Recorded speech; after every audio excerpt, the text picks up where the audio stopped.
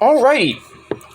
What's up, motherfuckers? Peter Gilmore here for another video right here on Metal God 669. As always, thank you all for watching. Make sure you like the video, hit that subscribe button down below on this very channel and all my other channels, which are down below in the description box. And then, if you don't know, now you know, to friend me on Facebook, follow me on Twitter and Instagram, share this video all over the fucking internet, and don't forget to tap that bell, turn on all the notifications, and maybe YouTube will send out my videos to you. If not, then unsubscribe, resubscribe, hit the bell, turn on the notifications again, and maybe you'll get them. If not, then blame that cunt Susan. And that's pretty much it. Alright. Ladies and gentlemen, it is New Year's week. We are 4 days away from New Year's Eve, and 4 days, 7 hours, and 5 minutes till the end of the year, and 2021 will be over, and we usher in 2022. Like I said, 4 days, 7 hours, and 5 minutes, or 7 hours. 4 minutes and how many other seconds? So counting down those days and minutes and hours and seconds till the end of this goddamn year. Thank the Lord it's over. And now we turn over the calendar year to a new year, and hopefully 2022 is a better year than this year for some of you. I'm hoping 2022 is going to be a great year. I'm ready to. Already got things lined up already, going into February. And after that, we'll see what happens. And that's it. But in any event, on this Monday afternoon, almost late afternoon, it's already dark here in the Northeast at almost 5 o'clock in the afternoon. Got Monday Night Raw coming up in a couple hours. The go-home show before this Saturday's Day 1 pay-per-view. We'll see if anything happens, but, I know Raw's from Detroit tonight. That's Detroit for you stupid people at home. And with the rash of COVID, the outbreak of COVID in the WWE, Seth Rollins just got tested positive, so probably won't be on Raw tonight. Big E was rumored to have it. Don't know if that was true or not. So, might be kind of a weird Raw tonight. And last night at MSG, they had to get Tommaso Ciampa to come on the house show and defend his NXT title against Pete fucking Dunne. And then it was supposed to be Big E versus Kevin Owens, but I think they took him off. And they took Roman off from the house shows as well in New York and Florida, because of the COVID outbreak, and WWE's thinking of going back to the Thunderdome probably after the new year. So we'll see what happens with that. So it's going to be an interesting Raw. Like I said, it was supposed to be Big E and Kevin Owens in a steel cage, I think, for the WWE title. It was supposed to be with Seth Rollins, but Seth Rollins got pulled. And then I think Big E got pulled as well, so it was Kevin Owens versus Edge in a steel cage for the very first time ever, and I heard pretty good things about that. Not that the house show was great, because it didn't have that many people. There were like 5,000 people at MSG last night for a boring as fuck house show. Which I think that I heard WWE was going to get rid of house shows all the way until May. But I guess I was wrong. But in any event, we'll see what happens tonight on Raw. I don't know how they're going to get through Raw with some major people that are not going to be on the show, like Seth Rollins, possibly Becky Lynch, because, she's around Seth Rollins. So Becky might not be appearing on the show tonight. Big E probably won't be on there either. So we'll probably just see Kevin Owens and Bobby Lashley talk about, the WWE title match, if it does happen at Day 1. Because if Seth Rollins got tested positive for COVID, I think it was yesterday, I don't think he's going to be in the match this Saturday. Because supposed to be, I think you're supposed to quarantine 10 days, supposedly. I don't know. I'm not giving misinformation out, but just saying. Supposed to quarantine for a few days. Unless he, I think Seth Rollins is fully vaccinated. I don't know. If not, that's stupid. So, I mean, we'll see what happens tonight on Raw. But in any event, it's been a really weird month. We're almost like 4 days away from the end of the year, and end of this month, and we've had a slew of deaths this month. We had, in the YWC, with the former YWC, we had Charlie Wolfcow pass away last week of a heart attack. Then we had Corporal Kirshner just died a couple of days ago of a heart attack. And, I think there was another one. Was there another one? I don't know if there was another one before that. But in any event, we lost another wrestler today. A independent wrestler from GCW, Game Changer Wrestling, at the young age of 33. Ouch. And who is that, you might ask? Well, I'm here to tell you. As I'm going to give the source down below. And it's from WrestlingInc.com. And my good buddy Mikey Mittens as well, because he's the indie guy. So anyway, independent wrestler, deathmatch specialist, and Game Changer Wrestling star Marcus Crane has passed away today at the age of 33 years old. Word of his passing was revealed on social media early in the day, especially on Game Changer Wrestling, Twitter page, their Instagram page. I got the news from my buddy Mike. Today, I don't know Marcus Crane personally. I haven't seen much of his matches. I mean, I'm just starting to get into GCW, so I have to look at some of his matches later on tonight or early tomorrow when I have the time. And that's that. Shortly after the announcement of Marcus Crane's death, Game Changer Wrestling released an official statement on their Twitter page, which I'm going to read in a little bit, echoing what many wrestlers had already said regarding him. Now, here's the tweet from Game Changer Wrestling, and I quote, "With sadness, GCW mourns the loss of Marcus Crane. As a performer, Marcus embodied the spirit of Game Changer Wrestling. He was an underdog and an outlaw. He was fearless in the ring and determined to succeed against all odds. He played a major role in GCW's early success," which was like this year and last year, really, and maybe a couple years. I think GCW's been around for like a couple years, as far as I know. I mean, I just watched it last year and going into this year. And was part of the heart and soul of our roster from day one. Marcus was passionate about GCW and Deathmatch Wrestling. We were proud to have him represent GCW at Korakuen Hall during our inaugural show in Japan. So, yeah, Deathmatch Wrestling back in Japan. Still around, but not much. Not much Deathmatch Wrestling in Japan. Not much. It's still around. I mean, it's still around. I think it's in either All Japan or Big Japan, I think, still has it. I mean, there is Onita's FMWE, which is I don't know why Onita's still around doing that shit. 60-something years old, still doing deathmatch wrestling. I mean, I watched one video of Onita. It was some weird death match where he hit a button and it was supposed to be a rocket coming in and it was supposed to blow up and it didn't. He had to keep hitting the button, and eventually, like 5 minutes later, the fucking rocket came out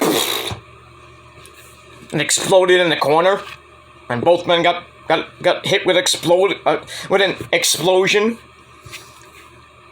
But still, I mean, there is some deathmatch wrestling around in Japan, but here in the United States, especially in the Northeast, around my area, New Jersey mostly, and New York. Well, not much in New York, but mostly in New Jersey, you got H2O, ICW, No Holds Barred, and GCW, which is going across the country right now, and it's getting a lot of buzz right now, especially with Moxley being the champion now, Nick fucking Gage, who was on fought Jericho in AEW with that fucking sick match that was. Matt Cardona coming into GCW, beating Nick Gage for the title and then losing it to Moxley. Yeah, and then quitting, supposedly. So I mean, they got some big stars in GCW and in the New York, New Jersey area. Why do you think GCW has sold out the Hammerstein on January the 23rd and coming up in a couple weeks? That thing is sold out. I couldn't even go, which sucks. Even if there was something by the grace of God, there was tickets still on StubHub, but I still couldn't go. Because you know how much they would cost. To sit in God's country, like a second balcony or something like that. Or even the first balcony costs like $200 or more. But I digress. Anyway, the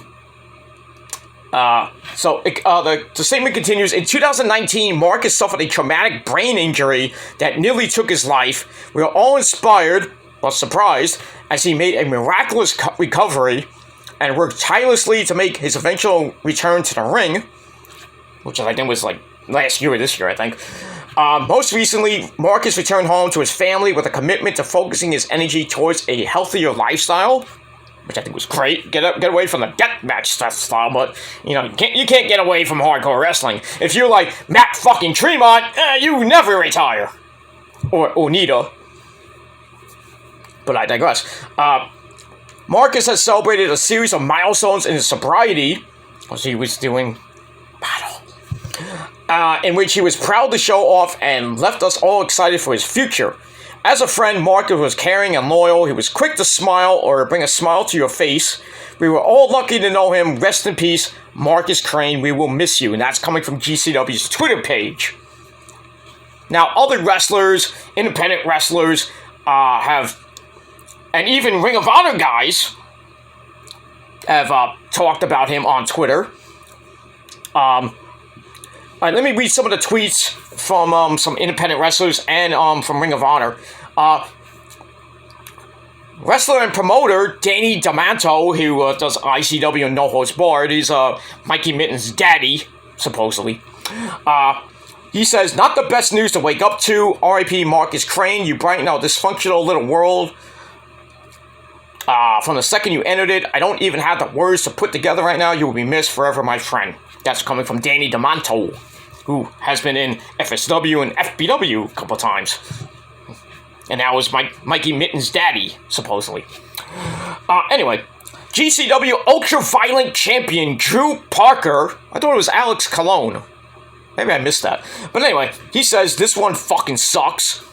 Marcus, I couldn't forget you even if my life depended on it. So he lost a friend.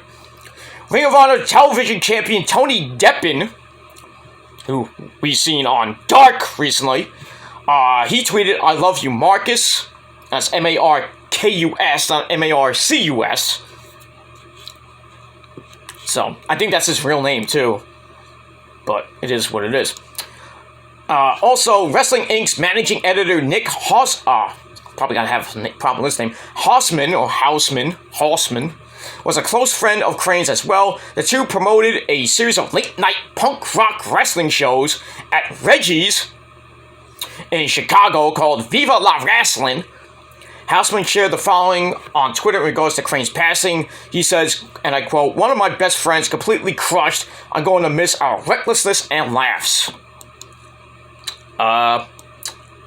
Some little bit of backstory. I don't want to get too much away because I don't have much time on this. I'm doing this off my phone instead of going live and doing this. So Marcus was trained by Chris Hero and Danny Daniels, no relation to Christopher Daniels. He made his wrestling debut in November of 2009 for Illinois indie promotion Pro Wrestling Epic, not to be confused with Pro Wrestling Magic, here in New Jersey. Well, not here in New Jersey, I live in New York, but in New Jersey. Became a staple on the independent scene in the Midwest, primarily working for IWA Mid-South and All-American Wrestling, AAW, filming a reputation as one of the most daring deathmatch wrestlers on the scene. In freelance wrestling in Chicago, he would also work under the name Haunter Strange. Nice name. Crane was one of the earliest members of the GCW roster after the promotion, originally Jersey Championship Wrestling, which is still called. There is still JCW. It's just different. It's not the same JCW we all know and love way back in 2015. Now it's branched out to GCW, Game Changer Wrestling. But still, if you're in the Jersey area, there is GCW. It's just under the banner of Game Changer Wrestling now. So anyway, that was rebranded in 2015, like I mentioned. Marcus Crane's most famous GCW matches were competing in the finals of the 2018 Nick fucking Gage Invitational, where he wrestled Nick Gage and Japanese deathmatch legends Isami Kodaka, oh boy, that guy's sick, and Masashi Takeda, another sick fuck. And a match at the 2017 Nick Gage Invitational a year earlier, where he wrestled Daisuke I'm gonna have a problem with this. Daisuke Masaoka. I think that's how you say it. Another sick fuck. In December of 2019, Crane was abruptly forced to retire after a hospital visit for a pre-existing head injury, revealed an infection in his skull had leaked into his brain. The surgery led to part of Crane's skull being removed to treat the infection and was ultimately a success. Crane would ultimately get back in the ring one last time at GCW Planet Death. Part of the Collective, which is another promotion, this past WrestleMania weekend, he defeated Kit Osborne, remember him from CCW, in a quick match. It wasn't even that long, like maybe 5-6 minutes at most. As noted, he was training for a full-time comeback at the time of his death. Wrestling Inc. wishes to offer their condolences to Marcus Crane's family and friends during this difficult time. I know Brandon Kirk and Casey Catal, the Kirks, they went on Instagram and Twitter, saying saying their condolences. They still can't believe that their friend is gone. Riley Madison, who's an indie darling in the New Jersey area, she tweeted and went on Instagram saying, she lost a tag team partner because he was with Riley Madison for a while. Not like that, but you know what I mean. They were part of like a team or something like that. Blah blah blah. And I think that's it. There's one on Nick Hausman's page if you want to read that. Danny DeMonto, Drew Parker, who's the ultra violent champion. I still think it's Alex Colon, but maybe it's a different belt. I just think. Somehow Drew Parker won it from Alex Colon, but it is what it is.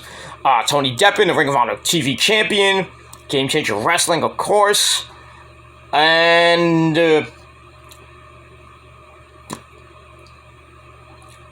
yeah, that's pretty much it for all that. So, I know a lot of people think that deathmatch wrestling is really, should be outlawed and banned. It's hard to even be around, the New Jersey State Athletic Commission and various other commissions where GCW goes. Like they did do one in California recently. I think they went to Dallas. They have one coming up this weekend at the Showboat Hotel and Casino in Atlantic City, New Jersey. They have a show on New Year's Eve. They have a show on New Year's Day, and I think they have a show on the day after that. But I know those two shows at the Showboat this weekend, Friday and Saturday. I know that. I know CCW's doing a show on Sunday, but that's different. But yeah, everybody thinks that deathmatch wrestling should be banned. Especially here in New York, where the State Athletic Commission can suck a fat cock. Fuck the commission. We need some goddamn freaking hardcore wrestling here in New York. God damn it. I don't care if it's an indie fed. I mean, come on. I don't want to travel to New Jersey, just to see hardcore wrestling. But now that GCW sold out the Hammerstein, and I don't know if they're going to come back. after the show on January 23rd, mostly probably I would I would think if GCW versus the World is a success at the Hammerstein and it's already sold out, I think it will be a success, a great show. I think they'll come back to the Hammerstein probably in the summertime, probably. But we have to see what happens with that. And hopefully the next show they come back to the Hammerstein. I hope they get tickets well in advance. Because I gotta see some hardcore wrestling. God damn it. But, it's very hard to see deathmatch wrestling here in the United States. If you can live in hick country like Kentucky, you can't get any hardcore wrestling. Tennessee, GCW did come to Tennessee, I believe. Well, ICW, one of those promotions came to Tennessee. They're in Texas. They were in California recently. They were in Nevada. Especially with Moxley and Nick fucking Gage had a fight after the show for GCW Draft Day. That's one of their shows, and that was in Vegas. That's how the Nick Gage Moxley feud started. And then when Moxley won the belt from Nick Gage during the summer, and then he lost to the Cardona.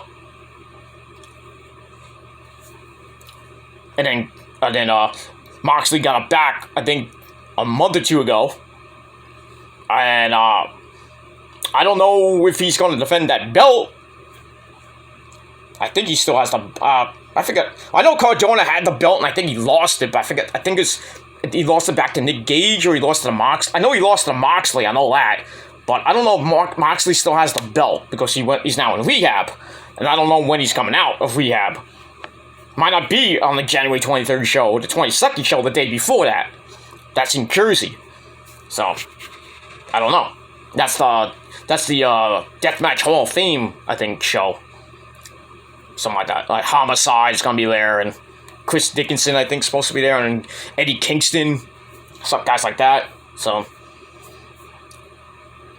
I mean, it's hard for people in the West Coast to see some deathmatch wrestling, because, I mean, there's not many promotions that do hardcore deathmatch wrestling. I mean, CCW is a thing of the past. They don't do deathmatch wrestling anymore. Now it's rebranded CCW. And they got a show January 2nd in Maryland called Limelight, where it's going to have Rich Swann on the show, among other people, like Colby Carino.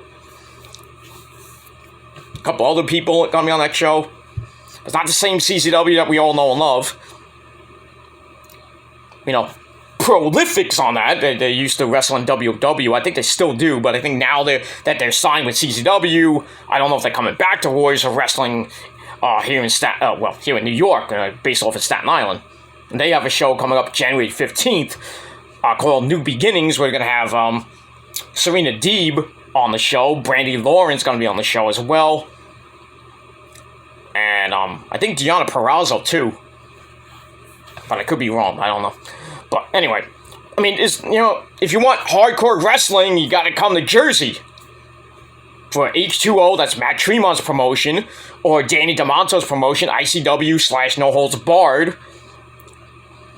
Or now GCW, which is now going, has gone to Japan and is going around the country, doing different shows in different states. They sold out the Hammerstein Ballroom in like 2 days.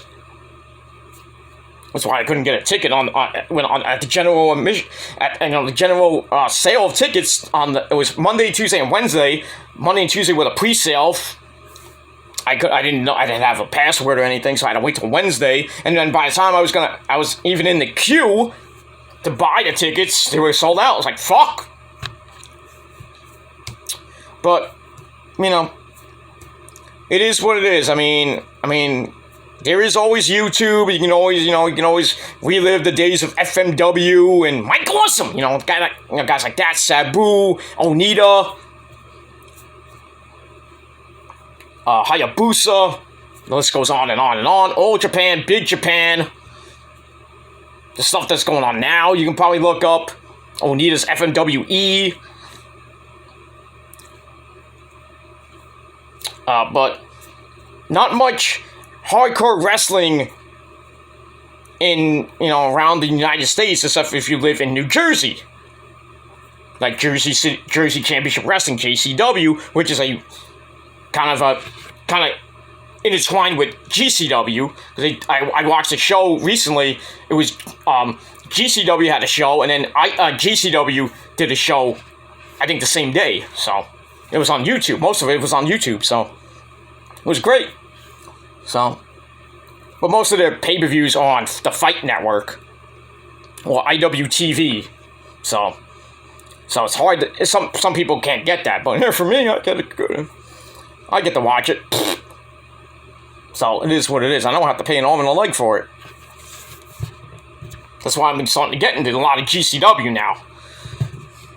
I'm starting to get used to some of the wrestlers. I'm starting to try to, learn the wrestlers and everything, because some of them I have no idea who the fuck they are, and some of them I know from back then, like Alex Colon, Nick fucking Gage, Moxley, of course, and some, Brandon Kirk and Casey Catal. Probably one of the most hardcore women I've ever seen in my life, Casey Catal. She's hot too, but shut up, Brandon. Anyway, Casey Catal, probably the most hardcore woman I've ever seen, going through electric barbed wire face first. Whew! She's hardcore. And that's all I gotta say about that. But I'm hoping, I know GCW is going to go across the country, maybe go to Europe and back to Japan, maybe next year, who knows. But, ICW is starting to get a buzz, No Holds Barred is getting a buzz as well. And that's based, and H2O, of course. So it's basically 4 promotions in the Northeast that has hardcore wrestling. Everywhere else, nope. Not even the new CCW gets hardcore anymore. Not like the old days with, Zandig and, Jesus, That stuff. Back in the old school days, from like 2002 all the way up to 2019. With Cage of Death, Tournament of Death. They don't do that no more, except for, now they do it in, there's a tournament in H2O called the Deathmatch Tournament of Survival or something like that. So, not much to go around. But GCW, I think, and H2O, especially the New Jersey wrestling scene, is blowing up. Pro Wrestling Magic. There's some indie feds in New York, like I mentioned, Warriors of Wrestling, NYWC. There's some other promotions that are up and coming. There's one by Joel Maximo made one. There's a new one. I forgot the name of it. I think it's I forgot what it's called. But I know Mikey went, and Bob Millard had a good show. There's some independent wrestling in New York, in the Brooklyn, Staten Island area, even Long Island, Jersey is just blowing up. So, it's good stuff. So, I strongly advise you, if you want to follow GCW, go ahead and follow them on Twitter and Instagram. And watch their pay-per-views coming up this weekend and going into January 22nd and 23rd on the Fight Network, or not Fight TV, I should say, or IWTV. And that's it. But anyway, I'm going to finish this up right now. Pay my respects to Marcus Crane. Great independent wrestler. Didn't know much about him. I haven't seen much of him because I'm just starting to get into GCW, like I said. But, a great deathmatch wrestler, and I love deathmatch wrestling. So, Marcus Crane, cheers to you, my friend. Rest in peace, brother. And that deathmatch ring in the sky. Here's to you, my friend. And that's pretty much all I gotta say about that. So, my condolences go out to the family of Marcus Crane. They lost a son. Deathmatch Wrestling lost a pretty young and up-and-coming star. And he will be missed in the deathmatch community. And that's it. Marcus Crane, dead at 33. And just a shame. Just a shame. I lost too many people this year. Too many. I mean, we know there's probably going to be more coming into 2022.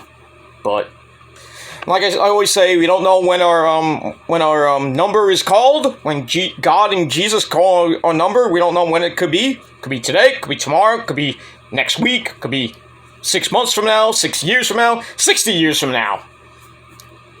But when God calls us, we have to be ready. When we don't want to be ready, but when it's our time, it's our time. So, fortunately, Marcus's number was at 33. So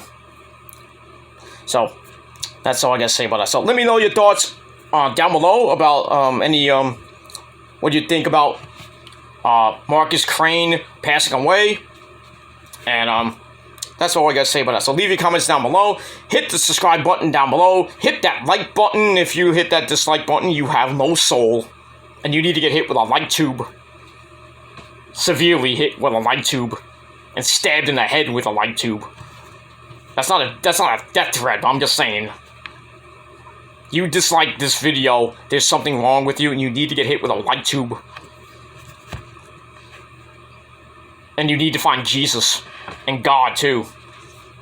No soul. You have no heart and no soul if you dislike this video. You shouldn't. There shouldn't be even freaking dislikes on this video. But I know there will be because of these fucking trolls that love me. But, you love me, but you have no heart, and you dislike a fucking video like this. It is what it is. I don't even monetize my videos, my death videos, unlike certain people we know. But that's all I gotta say about that. Fuck that guy too. He needs to get hit with a light tube. But that's all I gotta say about that. So thank you for watching. Be back later tonight with my Raw review. Live on the Killer Demons channel later tonight, probably around 11:30, close to midnight, on the Killer Demons channel, so check it out. And that's all I gotta say about that. So thank you for watching. Peter Gilmore signing off. Peace out, rock on, and rock hard. And rest in peace, Deathmatch star, indie darling, well, not even indie darling, but Deathmatch wrestler, Marcus Crane.